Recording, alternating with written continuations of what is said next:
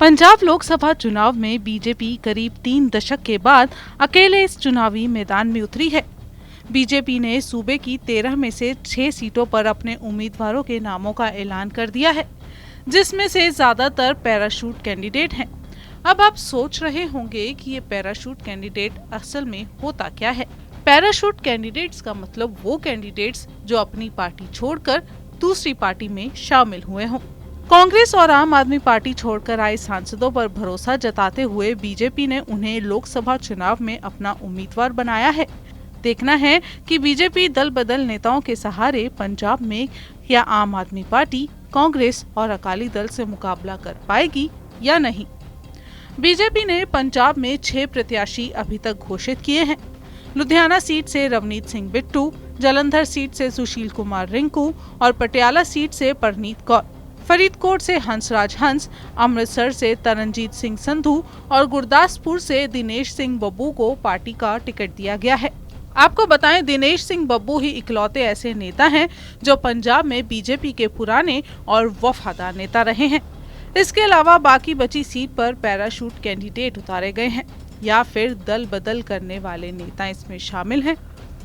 रवनीत सिंह बिट्टू 26 मार्च को कांग्रेस छोड़कर बीजेपी में शामिल हुए हैं। वो लुधियाना से चुनाव लड़ेंगे, जहां से वो मौजूदा सांसद हैं। इसी तरह 27 मार्च को सुशील कुमार रिंकू ने आम आदमी पार्टी छोड़कर बीजेपी का दामन थाम लिया है।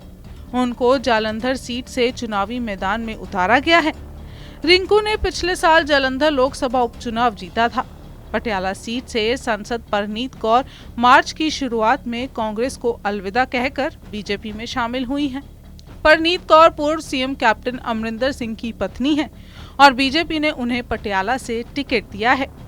प्रसिद्ध सूफी गायक से नेता बने हंसराज हंस को बीजेपी ने इस बार दिल्ली की बजाय पंजाब से उतारा है।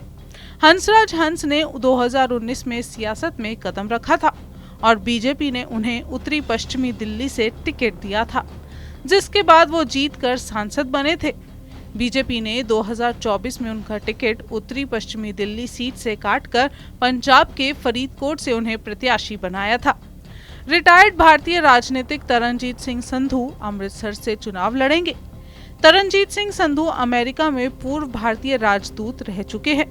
वो हाल ही में बीजेपी में शामिल हुए हैं और पार्टी ने उन्हें टिकट देकर लोकसभा चुनाव में उतारा है। पार्टी में बीजेपी पहली बार अकेले लोकसभा चुनाव लड़ रही है। अब तक बीजेपी शिरोमणि अकाली दल के साथ ही मिलकर चुनाव लड़ती रही है। पहले अकाली दल एनडीए का हिस्सा थी, लेकिन कृषि कानूनों के विरोध में अकाली दल सितंबर 2020 में एनडीए से अलग हो गई थी और इस तरह 1996 के बाद बीजेपी और अकाली दल पंजाब में अलग अलग चुनाव लड़ने के लिए उतरे हैं। पंजाब में अकाली दल के साथ रहते हुए बीजेपी महज 4 लोकसभा सीटों पर ही चुनाव लड़ती रही है। इस तरह से विधानसभा चुनाव में 117 सीटों में से बीजेपी अभी तक महज 23 सीटों पर चुनाव लड़ती रही। लेकिन अकाली दल से अलग होने के बाद बीजेपी अब सभी लोकसभा और विधानसभा सीटों पर अपनी किस्मत आजमाएगी। पंजाब में बीजेपी का शहरी मतदाताओं के बीच राजनीतिक आधार रहा है, लेकिन अब उसे ग्रामीण इलाकों में अपनी पकड़ बनानी है, जिसके बिना कांग्रेस, आम आदमी पार्टी और अकाली दल से पार नहीं पाया जा सकता। इसलिए बीजेपी दूसरे दलों से आए नेताओं पर पूरा भरोसा कर रही है। बता दें कि 2020 के बाद लगातार ये देखने को मिला है कि पंजाब में हर पार्टियों के नेता बीजेपी में शामिल हुए हैं। कांग्रेस, शिरोमणि अकाली दल ही नहीं, आम आदमी पार्टी के नेताओं ने भी बीजेपी का दामन थामा है। बीजेपी ने कांग्रेस से आए सुनील जाखड़ को प्रदेश में पार्टी की कमान सौंप रखी है। तो अब लोकसभा चुनाव में दल बदलू और पैराशूट कैंडिडेट उतार कर 2-2 हाथ करने की स्ट्रैटेजी बीजेपी ने बनाई है। अब देखना है कि बीजेपी का ये दाव कितना सफल रहता है।